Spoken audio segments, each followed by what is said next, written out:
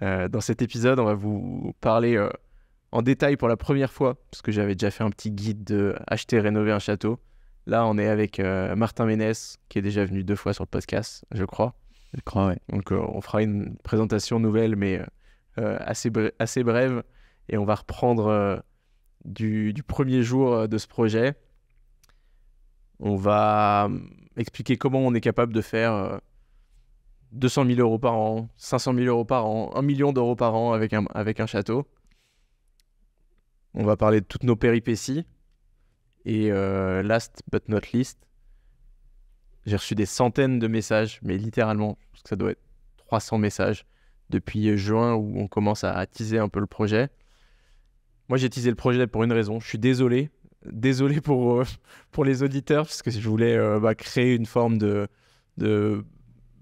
ça commence à se faire entendre, et surtout que c'était pour que les invités ils entendent parler du projet. Donc 130 invités à l'époque où on avait signé, et je m'étais dit c'est les meilleurs pour financer un château comme ça avec moi, donc pour s'associer sur le projet. C'est ce qui s'est passé. On a reçu du coup... Donc t'as pas dit pourquoi t'étais désolé? je suis désolé parce que j'avais pas permis à personne d'investir avant dans tous les auditeurs qui m'ont contacté. Il y a 99% des auditeurs à qui j'ai dû dire non, ou j'essaie de trouver une solution, et j'en avais pas. Donc il y a des gros invités du podcast qui sont rentrés dans l'aventure. Il y a des entrepreneurs avec qui tu bosses aussi, Martin, qui sont rentrés. Je pense au fondateur de Cheers. Je pense à Bruno Maltor, peut-être blogueur numéro 1 en France sur le voyage. 2 millions d'abonnés, c'est complètement dingue de discuter avec lui de marketing, etc. C'était hyper chouette. Et du côté des invités du podcast, on a les Gentlemen investisseurs, on a Thomas d'Investir Simple, Dorine, tout le podcast Game Immobilier est dans la place. On a Nicolas Decodin, avenue des investisseurs. C'est hyper cool d'avoir Nicolas, je trouve, parce il tabasse tous les jours sur les réseaux sa pyramide patrimoniale, d'où tu gardes une partie en sécure, ensuite tu mets de l'assurance vie, ensuite tu imbriques petit à petit de l'IMO, de la SCPI, etc. Et en haut de la tour, tu as du private equity et de l'exotique. Et dans ce private equity, il a choisi le château. Château de Fontenay. L'indomptable château de Fontenay. Et pour revenir à ce que je vous disais au début, on a enfin trouvé avec Martin une sacrée manière de faire rentrer tout le monde. On est hyper fiers parce que c'était pas prévu dans le plan initial. Et on va pouvoir faire rentrer les auditeurs qu'ils souhaitent. Alors, il va falloir être investi avec nous, il va falloir nous aider à communiquer, il va falloir faire plein de choses, mais on a créé un site internet. Il va falloir faire vite. On a créé un site qui s'appelle domainedefontenay.com. Il y aura le lien en description. Et en vous inscrivant sur le site, la plateforme, normalement, parce qu'ils sont en train de développer la fonctionnalité pour nous, vous permettra d'accéder au crowdfunding 48 heures avant. Ouais. Parce que le dernier château, il a été financé en 1 heure. En 1 heure. Et ça peut aller aussi plus vite. Il y a certains biens qui partent en quelques minutes. Et moi, je voulais pas qu'on finance 100% du château sans que les auditeurs du podcast qui suivent les aventures depuis longtemps puissent pas rentrer. Donc voilà l'objectif. Allez sur le site, vous rejoignez la liste d'attente et ensuite vous recevrez votre accès exclusif. Et il y a un gros avantage aussi, c'est que en fonction des sommes que vous allez mettre, on a mis en place des avantages exclusifs pour rejoindre le club du château de Fontenay. Et dans ce club, tu as des réductions, tu as un accès à vie au château pour venir visiter, peut-être avec un +1. Tu as des événements, la soirée de lancement, énormément de choses pour qu'on puisse faire des choses ensemble. Il y a énormément de podcasteurs qui lancent leur formation, des bootcamps, des trucs. Moi, pour le moment, je ne l'ai pas fait. Mais j'ai envie de faire participer les gens d'une manière ou d'une autre, pouvoir les faire se rassembler. Et rien de mieux que de le faire autour de ce projet qu'on construit ensemble, Martin. J'ai tellement hâte de cette soirée de lancement. On en rêve depuis longtemps. Hein. Ces grands barbecues là, dans la cour, en face de ce château, au coucher de soleil là, magnifique. Ouais, ça va être chouette. Ça va être trop bien. Ça va être chouette. Trop hâte. On a déjà fait une nuit au château. Ouais. On a fait une nuit au château avec Martin et c'est vrai que on était dans le gîte. On dormait dans le gîte quand on a ouvert nos nos fenêtres respectives, on est tombé sur nez à nez avec le château. Ça fait un truc. Franchement, Ça fait un truc. c'est des petits frissons. Ouais. Et pourtant, on n'était pas chez nous. Pas encore. Pas encore. Mais ouais, il y a vraiment un truc qui se crée. Ouais. Et je pense que c'est le cœur de, tu vois, la mission finalement de ce projet. Bah, on voulait redonner vie à un monument historique, premièrement. Et ce monument, du coup, c'est le logis de Fontenay, un beau château du XIIIe siècle qui est en bon état, mais qui demande qu'à être un peu magnifié. Et on voulait y accueillir des événements d'exception. Alors, ça pouvait être des trucs incroyables pour des Américains avec des pistes d'hélicoptères. On a envisagé le truc, hein. On a tourné les BP dans tous les sens. Et finalement, on s'est mis d'accord sur un truc, sur un positionnement qui tournait autour du patrimoine, de la nature, de la vieille pierre. Et ça me fait hyper plaisir parce que je trouve que on matche bien. C'était une boîte qui s'appelle Bivouac avec une direction artistique et un langage autour de un langage autour de la montagne, donc très nature. Une de nos passions, ouais. Et j'adore ça aussi. Dans les causes, il n'y a pas de montagne, mais il y a de l'écho. Il y a de l'écho que tu entends en montagne. Et dans cette tour hexagonale du château, enfin, n'importe quoi. Tout est lié. Tout est lié. C'est ça. Et du coup, voilà, il est... Ouais, t'en as déjà beaucoup dit et à la fois si peu. Parce que t'es déjà arrivé quasiment dans le business model, mais on va repartir à la base. Je te propose, là, je fais un hold-up de micro. Ouais, je fais de l'intervieweur interviewé. Si tu le veux bien. Oui, j'accepte. Je vais te poser des questions maintenant. Non, mais plus sérieusement, rendez-vous sur le lien en description. Domaine de Fontenay avec un Y à la fin.com, où vous aurez l'occasion de découvrir encore plus sur ce projet et surtout de rejoindre, s'il est encore temps, l'aventure à côté de Jérémy et plein d'autres.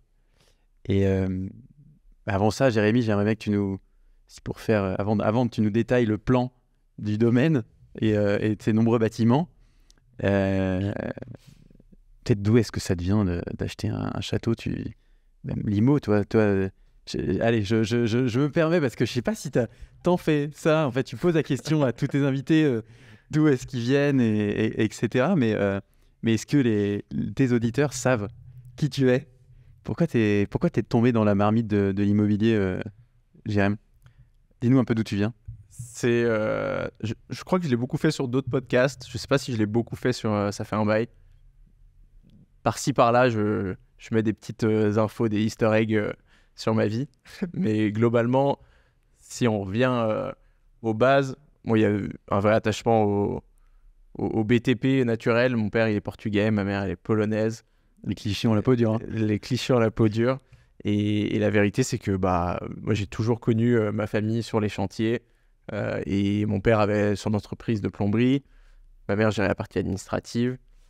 Donc, un peu entrepreneur sans être dans le scale, la start-up et tout ce qui va avec. C'est une petite entreprise sans employés. Il y a pas que les Portugais ne font pas que de la plomberie et du carrelage. Hein. Faut pas, ceux qui nous écoutent, n'allez pas croire qu'on le pense. Mais c'est vrai que pour être aussi dans le milieu du bâtiment, on en croise quand même, on le croise souvent. Donc, ils font pas que ça, mais c'est les meilleurs dans ça. C'est vrai. C'est vrai, on peut le dire. Et du coup, je pense que ça a commencé comme ça. Sans que je veuille, quand j'étais petit, devenir plombier. Donc toi, à table, t'entendais parler d'histoire de rénovation, quoi. Ouais, c'est ça, c'était toujours ça. Et surtout, je me suis très vite intéressé à ce que je voulais faire plus tard. Tu vois, il y a primaire, collège, tout le monde s'en fiche. Et moi, j'étais déjà à regarder, tu vois, mes trucs. Ça me fascinait de faire les tests de quiz, qu'est-ce que tu vas devenir plus tard, machin. Je sais pas pourquoi. Une forme de... Je sais pas si on peut parler d'ambition, mais... un truc professionnel, vu que dans ma famille, il n'y a personne qui avait vraiment fait d'études. J'avais envie de faire des études et je me passionnais pour qu'est-ce qui va se passer les 20 prochaines années, quoi. Je me suis toujours posé cette question. Et quand j'étais petit, quand on me demandait, je disais que je voulais être inventeur. Je voulais inventer des trucs. Et déjà inventé un métier, c'est pas mal. J'ai inventé un métier presque. Métier d'inventeur. Métier d'inventeur. Et tu vois, je voulais être inventeur, inventer des trucs. Mon père, il a toujours cherché à inventer des petits trucs, à faciliter la vie d'eux. Ouais, chez moi, il y avait quand on partait en vacances, il y avait une horloge branchée au volet qui lançait de la musique et des lumières pour qu'on voit jamais qu'on parte en vacances. Tu sais qu'on s'est jamais fait cambrioler. Avant Vérissure. Avant Vérissure. Il l'avait fait lui-même. Une horloge connectée. Il a toujours aimé bidouiller des trucs comme ça. Et moi, ça me fascinait. Je me souviens d'un projet d'art plastique où le prof il nous avait demandé d'inventer une machine. Et du coup, on avait pris une journée entière avec mon père. Il fallait inventer une machine inutile. Et on avait fait du coup une machine à salir les vêtements. Avec, il y avait tout un tapis, le vêtement il passait, il se salissait, il machin et tout. Donc on aimait bien faire ce genre de trucs avec mon père. Et après, chemin faisant... T'as eu marre de faire des choses inutiles. Exactement. Il faut faire ce qu'on fait d'utile. Mon père qui peut m'orienter comme il peut, il me dit en fait tu devrais regarder ce que font les architectes. Je pense que c'est un peu le plus haut niveau hiérarchique sur le chantier. Et du coup il m'a dit vas-y regarde un peu, ça peut te plaire. Ils prennent 10% de tous les artisans en plus. Ils bossent moins, ils se font pas mal au dos et tout. Donc j'ai fait mon premier stage de 3e en archi. Je suis très mauvais en dessin et j'ai surtout réalisé qu'il y avait 90% d'administratifs dans ce métier. Et c'était pas tant... j'ai toujours aimé les beaux bâtiments, mais c'était pas tant dans cette partie créative que l'archi passait la majorité de son temps. Et après, on m'a dit, en fait, tu voulais être inventeur, c'est peut-être ingénieur que tu veux faire. Donc là, je me suis dit, ok, c'est ingénieur, c'est ça. Et entre la première et la terminale, je pars au Canada. Et au Canada, je rencontre mon cousin, que je vois très très rarement. Et c'est donc moi, ma famille polonaise, ils ont immigré un peu partout en France, mais aussi ils sont aussi restés en Pologne, ils sont partis aux États-Unis, au Canada. Et pour le coup, là-bas, il y en a qui ont fait des études. Et mon cousin, il avait fait des études et il faisait un projet avec son père où ils étaient en train de racheter une clinique, de construire une clinique, un grand centre médical pour ensuite louer une partie, revendre une partie. Et donc je vais on passe devant ce chantier, on s'arrête, on regarde. Et moi, ça me fascine ce truc. Je me dis, mais c'est trop bien. Genre, ils font tout de A à Z. Là, ils ont trouvé un terrain, ils ont fait construire. J'avais jamais entendu parler ni de promotion immobilière, ni de. Voilà, je parle de ça et je. T'avais quel âge là? J'avais 17 ans. Ok. Mais 17 ans, dans mon lycée, qui n'était pas un mauvais lycée, mais de banlieue parisienne, il y avait médecine, prépa ou. Médecine, prépa, avocat ou... Ouais, c'est ça. Finalement, il y avait pas... On ne parlait pas ni d'école post-bac, ni d'immobilier. Enfin, il y a plein de choses qui étaient oubliées dans la raquette. Donc moi, j'étais parti pour faire une école d'ingénieur. Et même les écoles de commerce, on n'en parlait pas, quoi. Franchement, même prépa, on parlait que de prépa maths. On ne préparait que à ça. Et du coup, là, j'ai complètement switché. Déjà, je me suis dit, pourquoi je me suis emmerdé à faire un bac S où je passe 80% de mon temps à faire de la physique, chimie et de la SVT. Et pas ça. J'adore les documentaires là-dessus, mais ça va 2 minutes. Et alors qu'en fait, tu vois, j'adorais parler d'économie. Je commençais à réaliser que j'avais un attrait pour le business. Et du coup, je me dis, ok, je veux du concret, je veux une école post-bac. Donc là, j'intègre l'IESEG, qui était la meilleure école post-bac, en me disant, je veux pas perdre 2 ans de plus à faire du théorique. J'ai envie de rentrer dans le vif du sujet. Donc là, t'es à l'IESEG, t'as fait la teuf. Du coup, je suis rentré dans le vif du sujet. Ouais, la vérité, c'est que les écoles de commerce, je pense que c'est pas fait pour tout le monde. Il y a la majorité des gens qui peuvent bien s'y plaire parce que honnêtement, c'est un chouette environnement, c'est sympa. Est-ce que c'est un bon investissement? Plus pour moi que pour d'autres. Ah ouais, ok. Parce que moi, j'avais aucun bagage business en fait. J'avais tout à apprendre sur l'entreprise, j'avais tout à apprendre sur le business. Comme parents qui étaient presque entrepreneurs. Ouais, ils avaient une petite boîte, mais c'est vraiment des artisans. Vraiment des artisans et ça n'a rien à voir. Moi, j'ai découvert des trucs, quoi. C'est une partie du business. C'est une partie. C'est une partie qui aujourd'hui a fait ma force, je pense, quand j'ai connecté ces choses-là avec mon école de commerce. J'ai réalisé que tu pouvais ouvrir des trucs fascinants, quoi. Tu pouvais lancer des boîtes géniales quand tu creusais sur des trucs pas du tout sexy autour de la plomberie, des installations sanitaires, des trucs, parce que tout le monde s'en fout de ça. Et d'ailleurs, il y avait les gentlemen plombiers à un moment qui s'étaient lancés, des mecs de l'ESCP. Je les avais bien suivis, ça marchait bien leur truc. Et en fait, ouais, je pense que ça m'a beaucoup plus apporté que d'autres parce que j'avais pas du tout cette notion de. Moi, j'entendais à la maison, on n'est jamais mieux servi que par soi-même. En fait, mes parents, ils étaient sarkozystes, tu vois, quand ils ont entendu genre travailler plus pour gagner plus, ça leur a parlé de ouf. Ça a résonné. Ça a résonné très très fort en eux. Ah oui, les heures sup défiscalisées, etc. Bah, on va en faire. Il a gagné, il a gagné la campagne. Il avait gagné la campagne là-dessus. Et en fait, bah, moi, du coup, je grandis dans ce truc-là. Mais tout ce qu'on oublie là-dedans, c'est des prises de risques, des prises de part dans le capital d'entreprise, déléguer les tâches, essayer de se libérer du temps pour faire d'autres choses.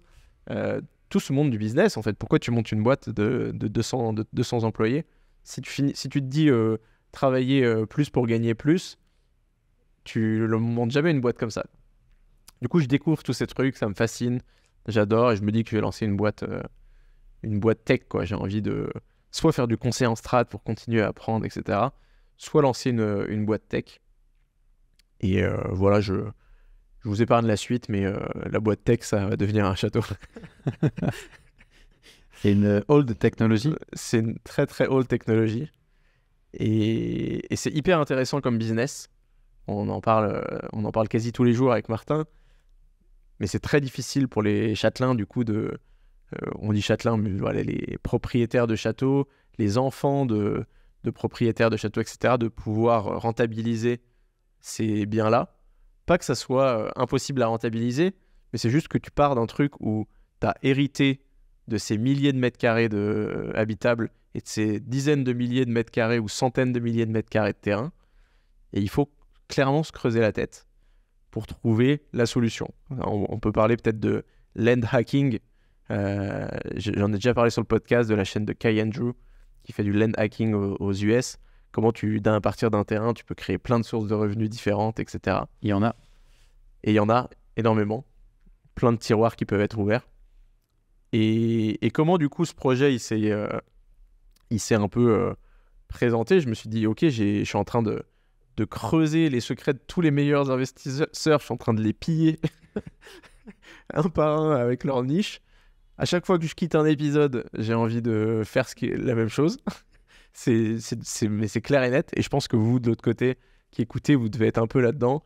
Car du Airbnb atypique, ça a l'air incroyable. Ensuite, tu vois des cabanes dans les arbres. Ensuite, tu vois de l'immobilier commercial, acheter les murs d'une boulangerie à 15% de renta.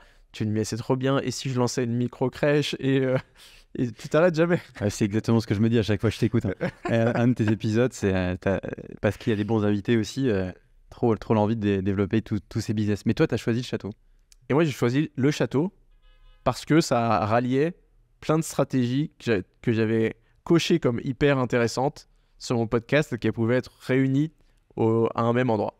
La deuxième raison, c'est aussi parce que la coloc, ça va. J'en ai fait.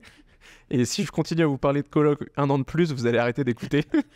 Donc il me fallait un truc intéressant à vous documenter, à vous montrer. J'avais envie de pouvoir faire des belles vidéos. J'avais envie de développer une chaîne YouTube. Et je pense que là, on a un petit joyau qui demande qu'à être filmé. Et il y a plein de choses à voir. Voilà, j'ai beaucoup parlé sur mon podcast. On sentait que tu avais 130 épisodes et il écoute et là, il a besoin d'extérioriser. Ça ferait 450 € la séance de psychologue. C'est bien ça, comme concept de podcast. Tu fais tes séances, tu les enregistres, tu fais payer et après tu diffuses. Faut que l'invité accepte. Ouais.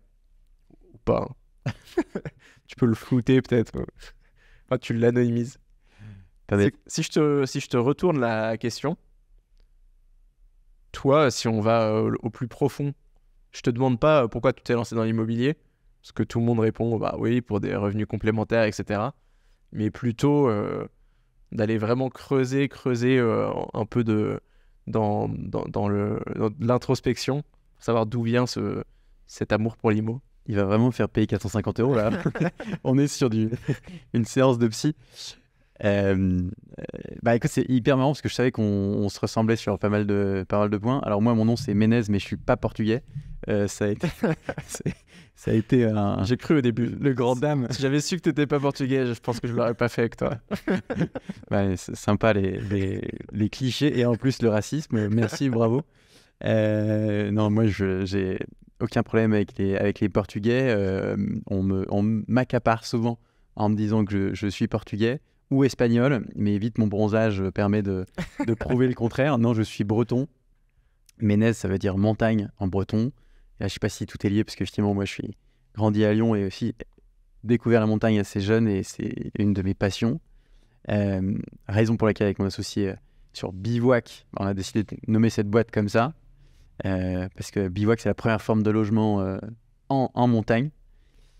Mais avant d'en arriver là et à monter une boîte dans l'immobilier, effectivement, c'est hyper drôle parce que j'ai appris là en t'écoutant qu'on avait fait le même stage de troisième. Ah mais non, en archi Pareil, je suis allé chez un archi pour une semaine. C'est hyper court.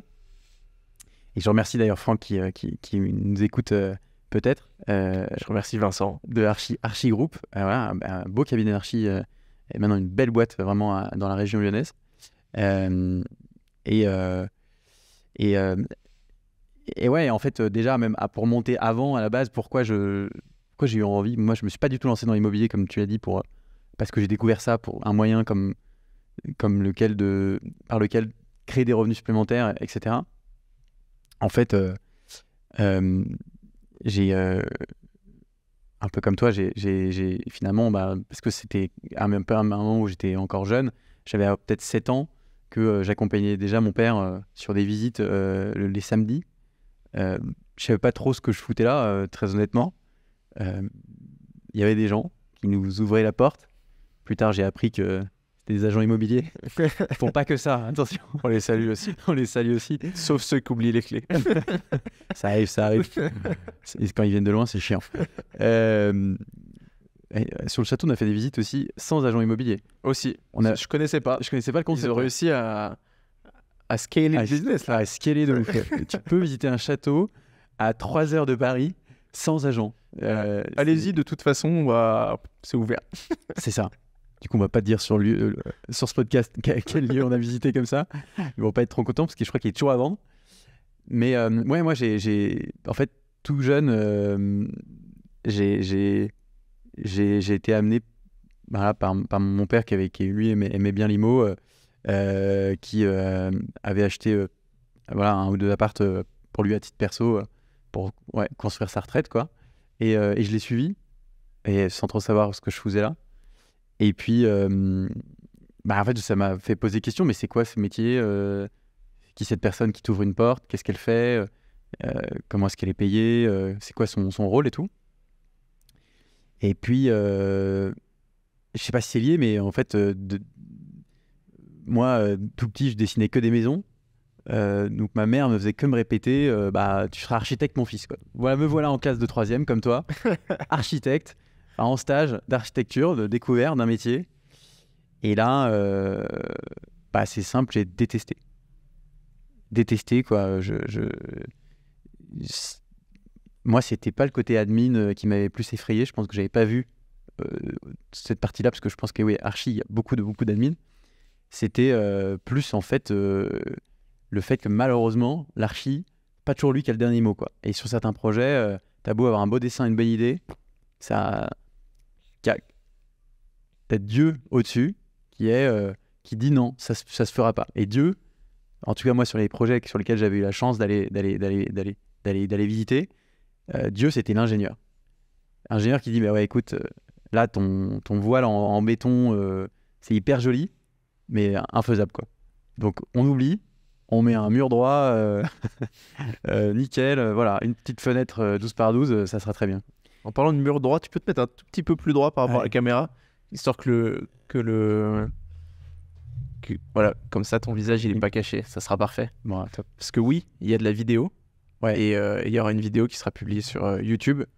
Si vous n'êtes pas encore abonné sur YouTube, au moins de ça fait un bail, et on n'a pas encore créé la page du château de Fontenay, ce sera peut-être la première. On verra ce qu'on en fait de cette vidéo. Mais voilà, allez vous abonner sur YouTube. En plus, je gagne une énorme pécule de 1 € par jour depuis que ma chaîne est monétisée. Et ça fait extrêmement plaisir. C'est un très bon investissement pour le temps passé. Voilà. Non, et je reprends mon histoire de stage, parce que c'est quand même vraiment important les stages de troisième. Donc, s'il y a des jeunes qui nous écoutent, ou des parents, aidez vos enfants à choisir un bon stage. Moi, ça m'a au moins permis de savoir que je ne ferais pas ça. C'est génial. Ouais, j'ai un souvenir incroyable. Moi, on me proposait dans mon école d'en faire 2, un en troisième et en seconde. Trop cool. Donc j'en ai fait 2. Trop bien. Mais je suis ravi. Le deuxième, orthodontiste. Rien à voir. Ça t'a pas motivé plus que ça? Non, après, il faisait du golf tous les mardis. C'était quand même chouette. Ah ouais, okay. T'as fait une journée de golf. Voilà. Non, et puis moi, ce qui m'a frappé, c'était le côté technique, en fait. Le côté de l'ingénieur qui est celui qui va vraiment dire, finalement, ouais, c'est possible, ça on sait faire, ça on peut pas. Et donc, fort de ça, je me suis dit, mais en fait, c'est ça que je veux faire, quoi. Comme toi, finalement. Donc, sauf que moi, je l'ai vraiment fait. Je suis allé en prépa. J'ai fait ensuite le STP, école spécialisée des travaux publics. Donc, comme son nom l'indique, c'est quand même dans le domaine de la construction. Et moi, j'ai pris la filière bâtiment pour partir aux États-Unis, au MIT, où là, j'ai fait une thèse sur comment optimiser une dalle béton, une dalle en béton armé, entre autres. Et puis en fait, je me suis dit non, c'est pas ça que je veux faire, c'est ouvrir des portes. Et revenir dans la transaction immobilière. Ouais.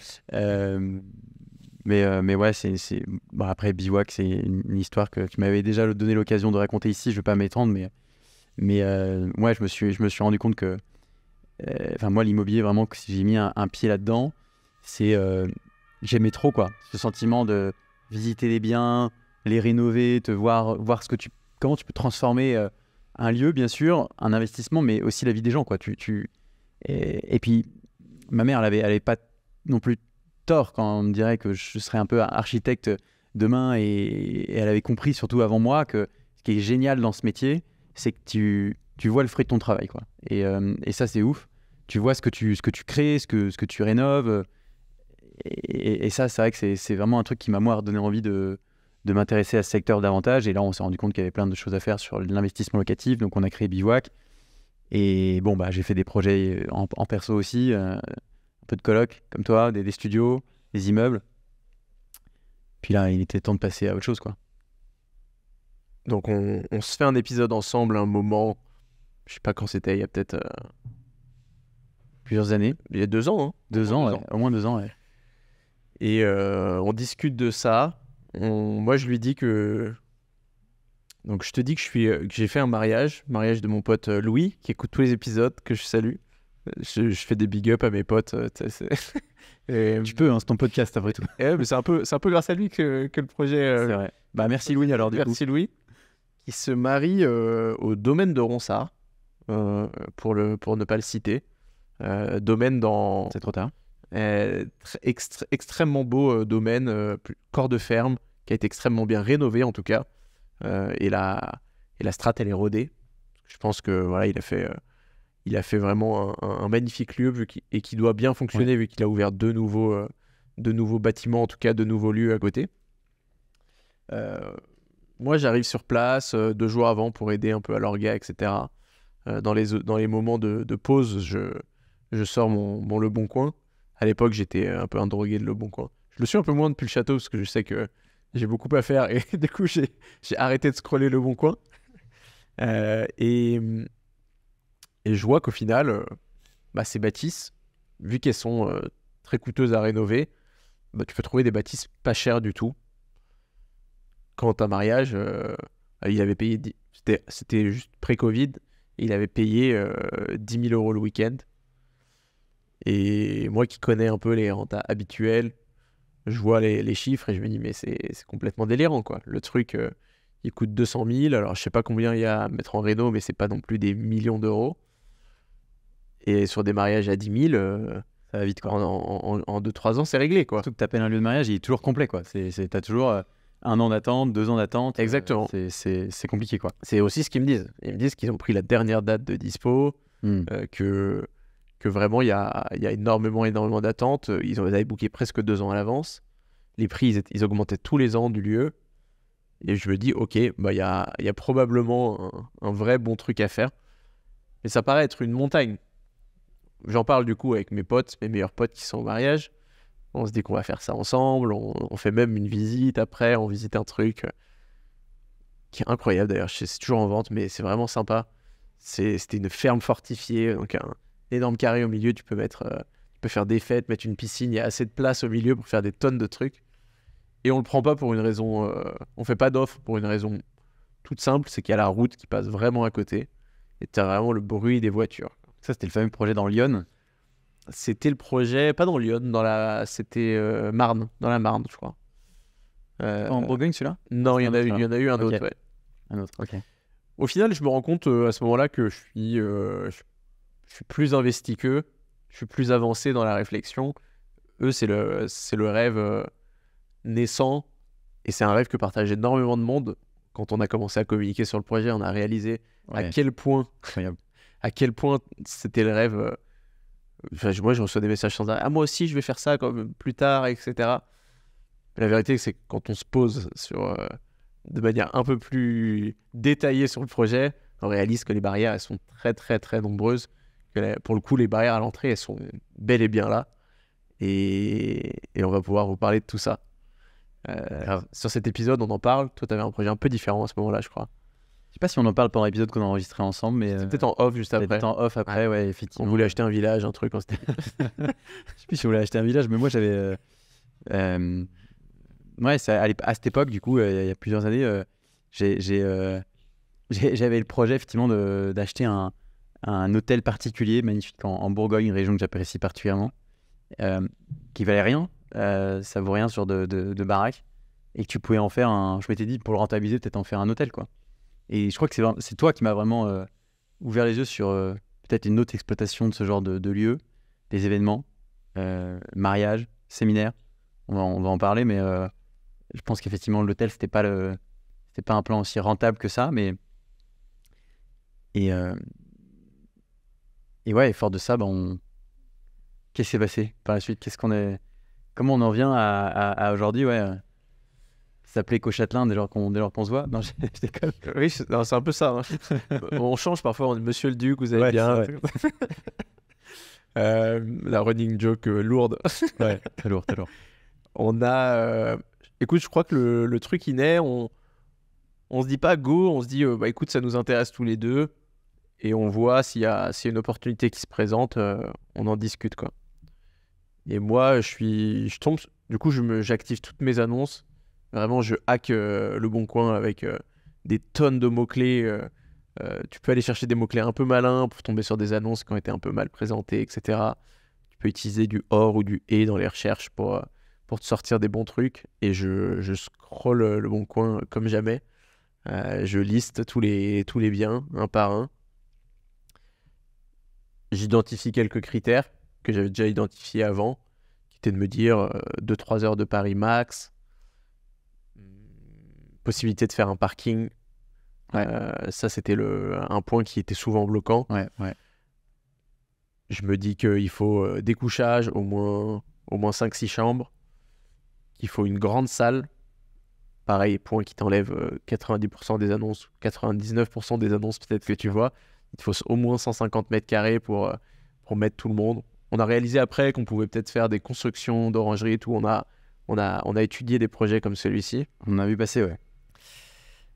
Et voilà, une fois que j'ai tous ces critères-là, j'attends d'avoir un bien qui coche toutes les cases. Et quand je tombe dessus, je t'appelle et je te dis, tu te souviens, on avait parlé de ça. À ce moment-là, on se connaît pas aussi bien qu'aujourd'hui. Je sais pas trop ce que tu vas répondre. Et je me dis, ça se trouve, tu vois, j'avais senti que t'étais un peu fou comme que t'étais facile à motiver, tu vois. Et je me suis dit, ouais, peut-être qu'il a une idée différente par jour, un peu comme moi, et que ça va passer. Et tu m'as dit, écoute, go, on va visiter, quoi. Et donc voilà, ça c'est un peu la naissance de mon côté, en tout cas. Ouais, moi, écoute, c'est à peu près pareil que toi. J'étais sorti de l'épisode qu'on avait fait ensemble, et putain, c'est pas con son histoire de ferme là, qui rénove pour faire du mariage. C'est vrai que c'est vachement moins de gestion qu'un hôtel, ça devient beaucoup plus rentable.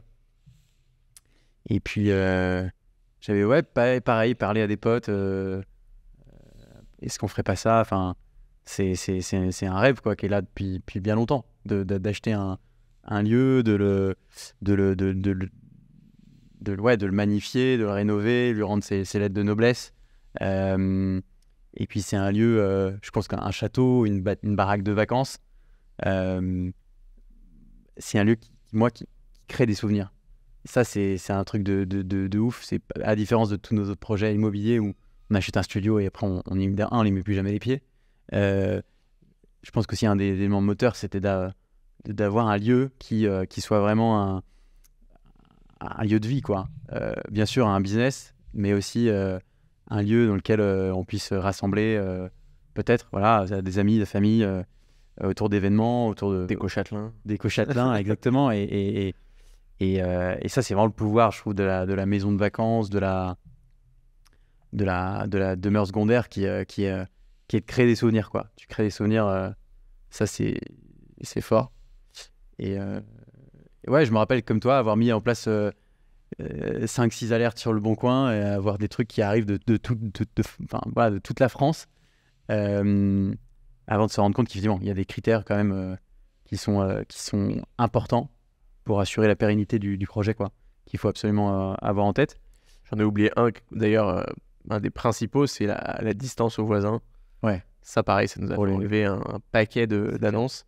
Et il n'est pas facile, celui-ci, parce que souvent, tu le vois pas sur l'annonce. Et du coup, tu es vraiment obligé d'aller appeler pour savoir. Et tu es obligé de creuser parce que l'agent IMO, il a envie de te vendre le truc. Et j'ai fait... c'était une visite où toi, tu n'avais pas pu venir. Je fais une visite où le mec, il m'affirme qu'on peut faire de l'événementiel, qu'il n'y a pas de voisins à côté et tout. J'arrive, mais genre, c'est collé, tu vois. J'ai pris la voiture pendant 2 heures. Je me pointe et je suis sur une maison. Alors déjà, elle est en train de s'effondrer. Mais genre, littéralement, la maison est effondrée dans tous les sens du terme. Et juste, il y a des voisins à côté, tu vois. J'ai fait le trajet. Je me dis, bon, vas-y, je vais quand même visiter. Je pense mourir 2 fois dans la maison avec des escaliers. Mais franchement, lui, il montait même pas, tu vois. Il me conseillait de pas monter, mais enfin, même temps que j'étais là, je voulais voir, tu vois. Des pigeons morts partout. Enfin, c'était vraiment un sacré truc. Et juste, je repars et je lui dis, en fait, c'est pas possible. Il me dit, ouais, moi, j'arrive pas à le vendre, donc du coup, je t'ai fait venir. Sympa. Donc, ne faites pas ça si vous êtes agent immobilier parce que c'est pas cool. Ceux qui viennent de loin, parce que c'est vrai qu'on en a vu des baraques un peu loin, quoi, paumées dans la pampa. Et c'est toujours une question, est-ce que tu y vas, est-ce que tu y vas pas, parce que ça prend du temps de faire toutes ces visites. Bon, ouais, donc là, on est, pour reprendre le fil de notre histoire, on est il y a déjà peut-être 18 mois. Commence à regarder des annonces, à se dire tiens, qu'est-ce que tu penses de ce truc-là je me rappelle qu'on a trouvé des châteaux dans la région de Vannes, en Normandie pas mal aussi, il y en a quand même pas mal dans ces coins-là. C'est là où tu te rends compte aussi que la France a un patrimoine incroyable, quoi. Ça, c'est une chance de ouf. C'est magnifique. C'est que c'est trop beau. Tu découvres, tu voyages. On est un peu les voyageurs du Bon Coin. On se balade. Mais c'est clair, on passait d'une ruine à 200 000 euros à une abbaye à côté de Reims à 1,6 million. C'était un ancien couvent. On pouvait faire 200 chambres. Je me rappelle celle-là. Et c'était genre... t'as trop envie. Après, tu fais un BP. Tu fais un BP, après. Ouais, et tu réalises que c'est pas facile. Ouais. Il y avait 2 choses avec ce couvent. C'est qu'il y avait... franchement, qu'est-ce que c'était beau. Mais t'avais aussi genre un immense cimetière. T'achetais un cimetière ? Non, t'achetais pas un cimetière, mais t'avais vu sur un immense cimetière. Pas ouf. C'était un joli cimetière, mais pour un mariage, c'est pas ouf. Un autre critère, du coup, à ajouter dans la liste. Pas proche des cimetières. Et voilà. Donc là, on est, comme je disais, il y a plusieurs mois, on se dit, on regarde des opportunités. Et puis là, ouais, on se dit, on va passer le pas, quoi, on va faire la première visite. Je te rappelle de notre première visite de côté de Flers. Cette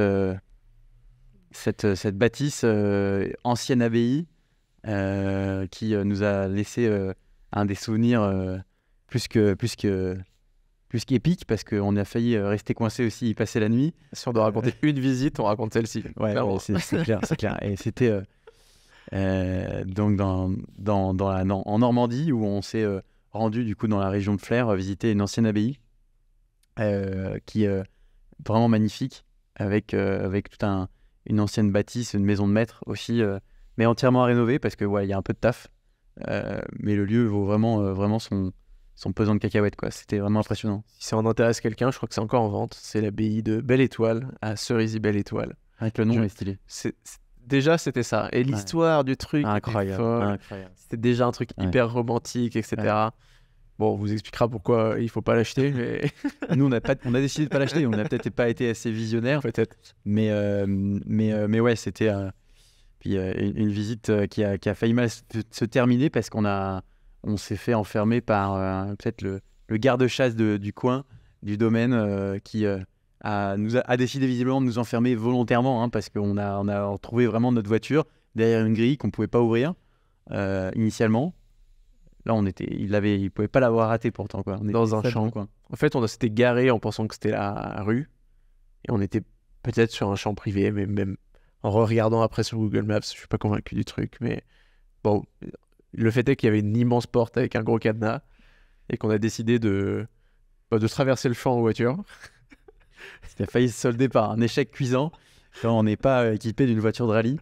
Mais on a réussi à faire demi-tour en poussant un peu dans la boue. On s'est embourbé, on a poussé. Il commençait à faire nuit, une soirée hivernale comme on les aime pas. Et puis, soirée d'automne. Et puis, on a fini par, avec le gros bras, soulever cette grille pour pouvoir s'échapper. Dégonder la porte. Ouais. Dégonder la porte avant que tu prennes un avion. Parce que j'avais un avion quelques heures après et c'était compliqué. C'était compliqué, ouais. On a failli rester coincé. T'as failli passer des vacances finalement dans la Normandie. C'est ça. Ouais. Bon, bah là, du coup, on est parti. On se lance dans les visites.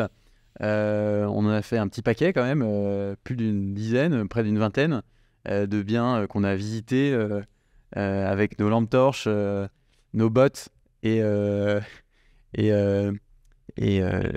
surtout notre temps, parce que c'est une visite d'un domaine, c'est 3 heures, quoi, minimum, quoi. Moi, c'était marrant parce que j'allais chercher Martin, qui sortait de chez BFM. Il était en costume.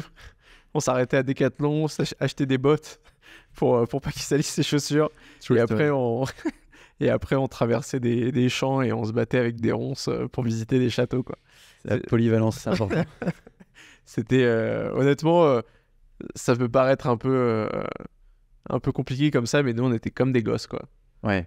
Vraiment, on était trop heureux avec notre bâton à essayer de comprendre les domaines qui font plusieurs dizaines ou centaines de milliers de mètres carrés. Et c'est pas si évident que ça. En fait, les photos, c'est peut-être ce point-là, tu vois, quand tu vois des photos d'une annonce correctement faite d'un appart de 100 mètres carrés, même 200 mètres carrés, t'arrives à identifier, à te situer un peu, même sans les plans, etc. Là, c'est sur des bâtiments, t'as jamais les plans. Et tu te situes pas du tout, en fait. Tu sais pas, tu te dis, mais est-ce que ce bâtiment, il est vraiment là, à moi, ou est-ce qu'il est à la limite de propriété ? Il y a combien de bâtiments ? Qu'est-ce que c'est que ce truc ? La photo, elle a été prise là, où il y a 35 ans. C'est très, très difficile d'imager le truc. Donc, s'il y a des conseils, si vous avez des projets sur des biens un petit peu... immenses comme ça ou atypiques, bah surtout appelez. Vous arrêtez pas à juste scroller le bon coin, sinon vous passez jamais cette étape-là. Moi, j'avais la chance d'avoir fait un peu de sales sur mes précédents jobs et ça m'a beaucoup ouvert à ce truc, en fait. Arrête de te poser des questions 1000 fois. Juste appel. Je me mettais, je faisais 25 appels et... Toutes tes questions, t'as toutes tes questions notées en avant et... Tu compares. À l'époque, j'avais pas de ChatGPT, mais aujourd'hui... je foutrais tout dans ChatGPT, je lui demanderais ok, lequel je dois aller visiter en premier. Intéressant, ouais. On va refaire ça avec nos Excel et les Excel qui ont accumulé tous les annonces, tous les biens qu'on a pas visités tous, mais au moins sélectionnés. Il y en avait un paquet. Et bon, alors du coup, dis-nous, c'est quoi un peu les critères qu'on termine au moins cette question-là, qu'on élude ça. C'est comment on élit le parfait château, quoi. Comment on choisit la demeure pour héberger aussi, peut-être préciser un peu le type de business qu'il faut faire pour rentabiliser un lieu comme ça. C'est sûr que ça dépend de la stratégie qui est choisie. Nous, on l'a vite identifiée. Ouais. Elle était de base, on va essayer d'exploiter au maximum l'ensemble de notre semaine de 7 jours. Donc, en semaine, on va faire des séminaires. On a la chance d'avoir un réseau tous les deux qui nous permettent en plus de facilement contacter ou côtoyer des boîtes qui font des séminaires à 2 heures de Paris. Et ça, pour 2-3 nuits en semaine, c'est parfait. Et on a la trentaine tous les deux. Et on a tous les potes qui se marient. Donc, je pense qu'on comprend un peu le besoin là-dessus. Et du coup, du mariage le week-end. Ça me fait penser que, tu vois, je m'étais lancé dans la colocation au moment où j'étais intéressé par les colocs d'un point de vue perso. C'est toujours plus facile, je trouve, c'est sûr, de répondre à un besoin. C'est sûr. Moi, pour Bivouac, on est une quarantaine de collaborateurs, on a galéré. Et chaque année, c'est la même chose, quoi. Trouver un lieu pour faire du séminaire, c'est l'enfer. Et trouver un lieu qui soit bien connecté, où il y a des activités autour, qui soient pensées aussi pour recevoir des groupes avec des espaces de vie sympas, tu vois, c'est hyper compliqué, quoi. Donc, c'est clair que le besoin, on le maîtrisait bien. On comprenait bien, du moins, et en plus, ça a l'avantage d'être complémentaire, quoi. Mariage, comme tu as dit, le week-end, séminaire la semaine. Donc, c'est quoi les critères? Qu'est-ce qu'il faut dans un lieu pour trouver, pour pouvoir permettre ça, quoi? On a donné déjà pas mal de critères. Il faut évidemment énormément de charme.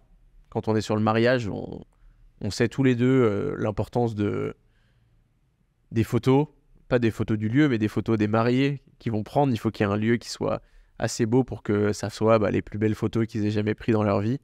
Donc on a, en dehors de la distance à Paris de 3 heures, on a donné la surface, une dizaine de chambres, tous ces points-là, la distance aux voisins, le parking. Il y avait quand même un truc qu'on cherchait tous les deux. C'était un truc un peu marquant, un truc soit historique, soit romantique. On voulait un truc. Bon, si on reprend l'abbaye de Belle-Étoile, on arrive, il y a des arches en bois, en pierre qui datent du XIIe siècle, je crois. À moitié effondré, mais ça ajoute du charme. Mais on avait la bouche ouverte, quoi, quand on est tombé devant ce truc-là. C'était dingue. Ouais, on se voyait déjà mettre des petites loupiottes et faire des photos incroyables. C'était fort, quoi. Et c'est pour ça d'ailleurs qu'on a switché, parce que quand on s'est rencontrés, on parlait plutôt de corps de ferme, etc. Et on a petit à petit switché vers le château en se disant, du charme. Si on veut vraiment le charme, on va chercher un château. Et donc, ouais, je pense que c'est ce point-là. C'est difficile parce qu'on parle un peu de l'âme du bâtiment, de l'histoire. Mais vous réalisez, si vous faites ce genre de recherche, que vous achetez un bâtiment, mais vous achetez aussi une histoire. Une histoire dingue. Parfois, il n'y a pas trop d'archives et vous pouvez que lire quelques détails sur la pierre si vous êtes bien accompagné par un bon architecte, etc. Sinon, vous ne lisez rien du tout. Vous asseyez dans votre salon et vous ne savez pas pourquoi il y a un truc qui est gravé ici. Et il y en a d'autres, comme le château de Fontenay, où il a été longtemps ouvert à la visite, même s'il ne l'est plus aujourd'hui. Donc, il y a des kilomètres d'archives sur l'histoire. Il y a la famille qui est propriétaire depuis 400 ans. Ça permet quand même.